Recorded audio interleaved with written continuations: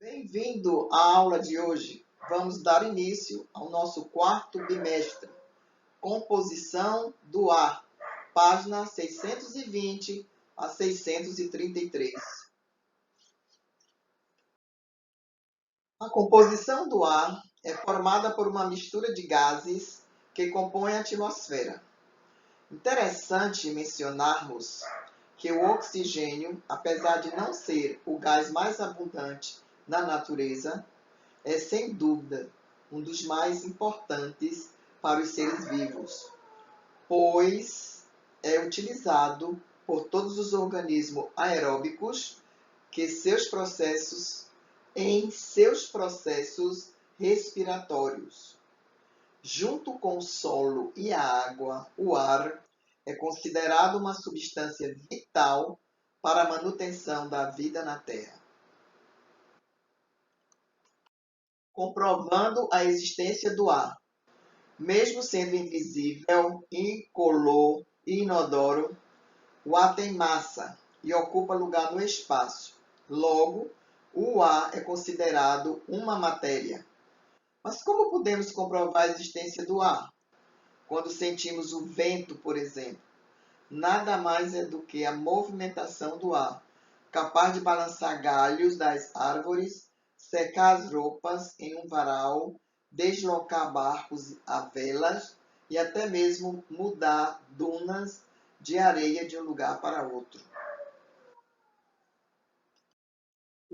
Composição do ar. O ar atmosférico se apresenta na natureza na forma gasosa. Ele é composto de uma mistura de vários gases, como nitrogênio, oxigênio, gás carbônico e os gases nobres, como o argônio, gás hélio e gás neônio. O nitrogênio e o oxigênio são os mais abundantes, sendo os responsáveis por 78% e 21% da concentração dos gases da atmosfera, respectivamente. Os outros gases possuem concentrações bem menores, representam menos de 1% da concentração da atmosfera gasosa. Além da mistura de gases encontrados na atmosfera da Terra, encontramos também vapor de água. O vapor de água pode ser encontrado na forma de neblina e nuvens. É possível encontrar também na atmosfera poeira, micro-organismos, pólen, cinza e poluentes diversos. A grande maioria dos seres vivos utiliza o gás oxigênio, presente na atmosfera, para realizar o processo de respiração. Interessante é que os animais aquáticos, como os peixes, também utilizam o gás oxigênio para respirar. Só que no caso deles, eles utilizam o gás oxigênio que se encontra dissolvido na água. Gás nitrogênio. Vamos estudar alguns dos gases que compõem o ar, visto que eles apresentam características diferentes. Vamos começar pelo gás nitrogênio, pois ele é o gás mais abundante da atmosfera, correspondendo a aproximadamente 78% do volume dos gases que a compõem. Os seres humanos inalam o gás nitrogênio e, durante o processo de respiração, esse gás passa pelos pulmões e é completamente devolvido ao meio ambiente, sem interferir no funcionamento do corpo humano e sem sofrer qualquer alteração. Interessante que, mesmo não sendo usado diretamente pelo homem, o nitrogênio tem grande importância para a vida na Terra, pois é um dos elementos que compõem os aminoácidos e as proteínas, ou seja, nutrientes presentes em todos os organismos vivos que atuam diretamente no seu metabolismo. O nitrogênio também está presente no DNA, no RNA e em outras estruturas celulares. Vale ressaltar que o homem absorve o nitrogênio pela alimentação, retirando dos alimentos que consome, como carnes e vegetais. Importante falarmos do ciclo do nitrogênio, isto é, quando animais e plantas morrem, As substâncias nitrogenadas presentes nesses organismos são transformados em sais de nitrogênio e passam a ser usadas por outras plantas. Contudo, uma parte desses sais transforma-se no gás nitrogênio por outras bactérias do solo e volta para a atmosfera na forma gasosa. Nesse sentido, o nitrogênio é reciclado na natureza, ocorrendo, portanto, o ciclo do nitrogênio. Gás oxigênio. Importante gás para os seres vivos e o meio ambiente. O oxigênio representa aproximadamente 21% do volume total dos gases presentes na atmosfera da Terra. Você sabe como o gás oxigênio é produzido? As algas e as plantas terrestres são organismos clorofilados e as principais reprodutoras do oxigênio disponível para a respiração dos seres vivos. Isso ocorre por causa da fotossíntese, que é um processo físico-químico no qual os vegetais e as algas capturam a energia do sol por meio de um pigmento verde chamado de clorofila. Absorve o gás carbônico proveniente da atmosfera e dissolvido na água e o transformam em alimento para o seu próprio consumo. Os animais e as plantas, além de outros seres vivos, necessitam do gás oxigênio para liberar a energia dos alimentos, que é fundamental para as atividades do organismo. A liberação de energia dos alimentos com o uso de oxigênio é um processo químico chamado de respiração celular aeróbica. Esse processo químico ocorre nas células dos seres vivos.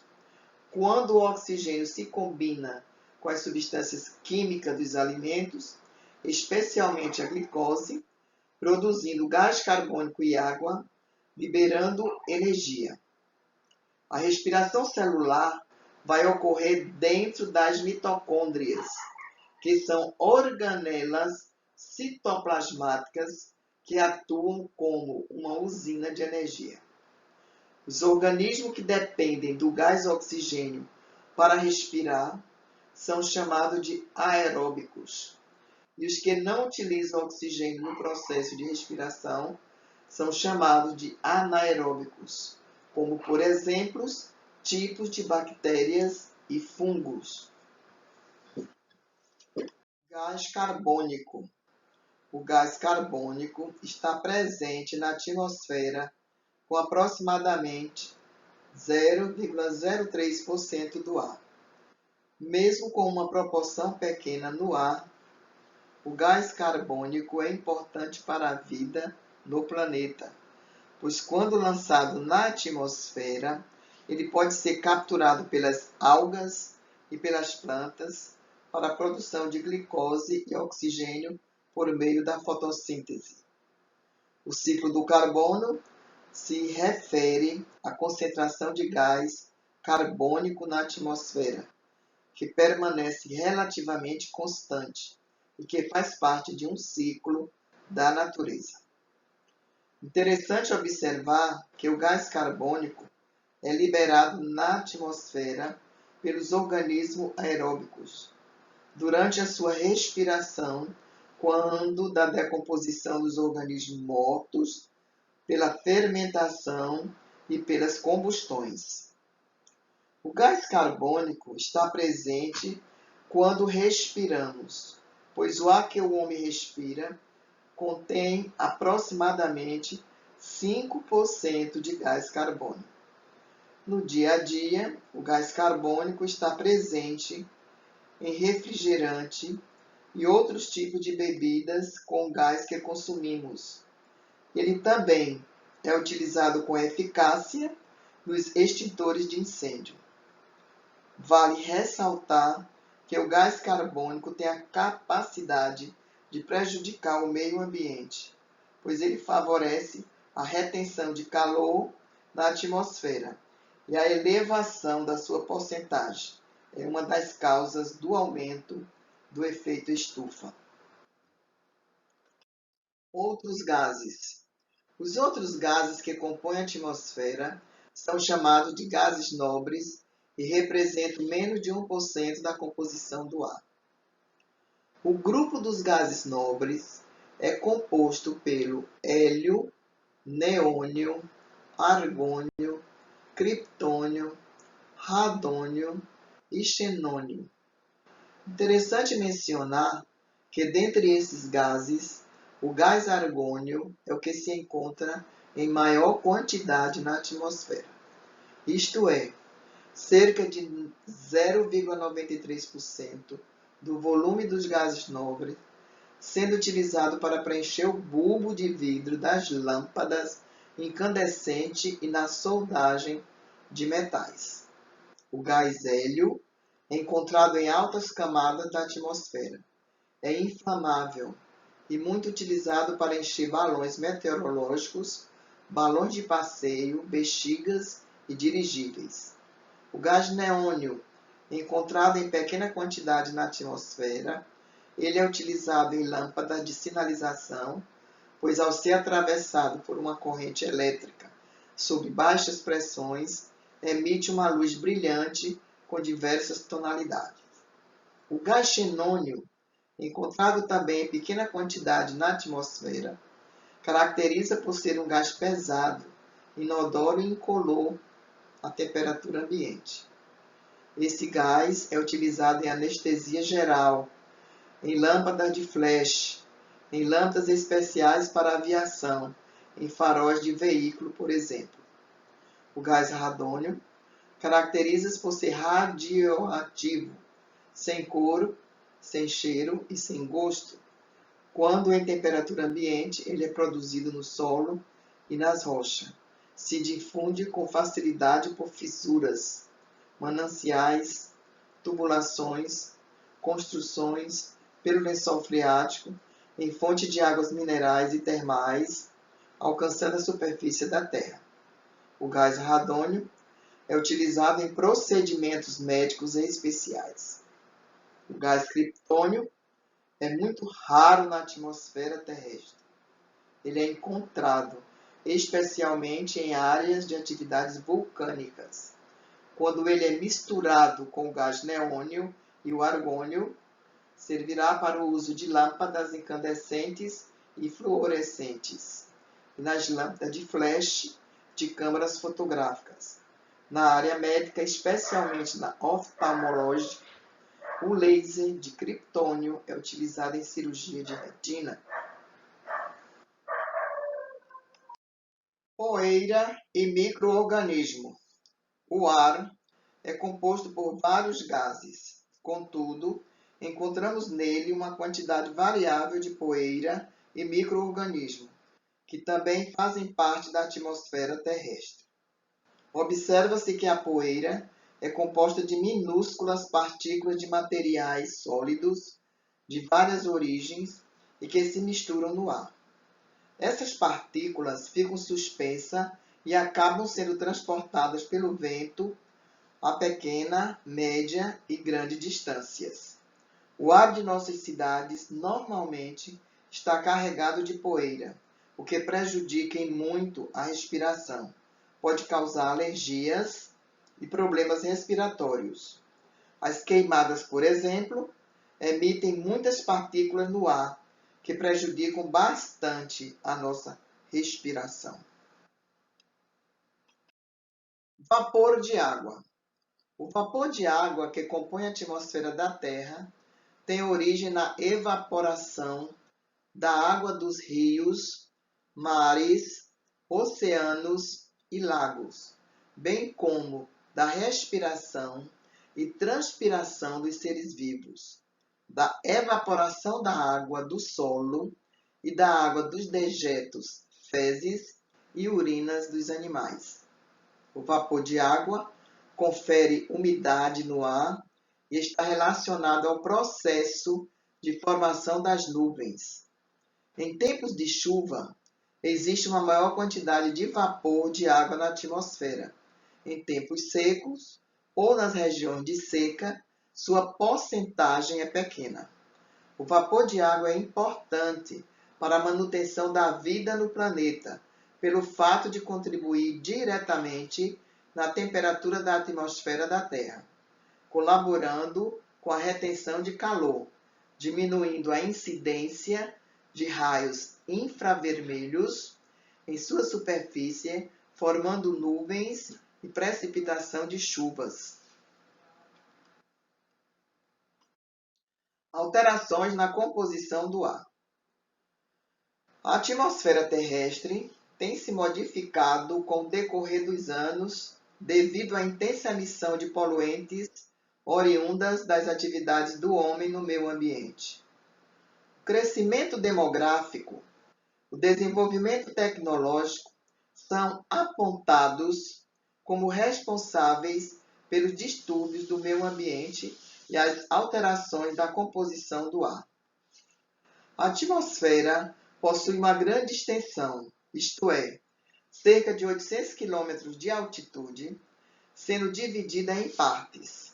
Contudo, é na sua parte mais baixa, a troposfera, que presenciamos os efeitos nocivos da poluição do ar, afetando diretamente os seres vivos. Segundo o Conselho Nacional do Meio Ambiente, CONAMA, poluição atmosférica é qualquer forma de matéria ou energia que possa tornar o ar impróprio, nocivo ou ofensivo à saúde dos organismos vivos, causando danos aos materiais, à fauna e à flora, ou que seja prejudicial à segurança, ao uso e gozo da propriedade e às atividades normais da comunidade, bem como a sua qualidade de vida. A fonte de poluição do ar, em função de sua origem, podem ser de fontes naturais e fontes trópicas artificiais. Fontes naturais são aquelas que liberam gases da atmosfera de forma natural, pois têm sua origem em fenômenos biológicos, geoquímicos, como, por exemplo, os originários de atividades vulcânicas e tempestades. Nas fontes naturais, não há interferência humana. Fontes trópicas ou artificiais são aquelas que resultam das atividades desenvolvidas pelo ser humano, pois ao interagir com o meio ambiente, produzimos resíduos que podem poluir o ar.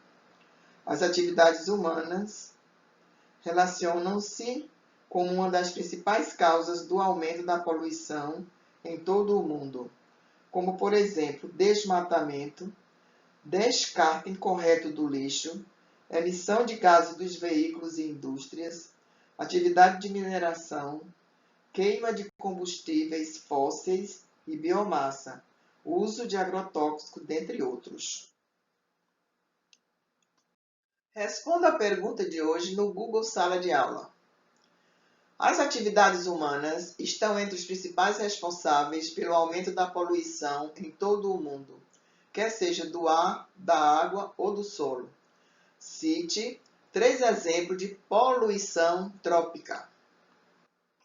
Continue seu estudo sobre composição do ar, fazendo a leitura no livro didático, páginas 620 a 633. Bons estudos e até a próxima aula!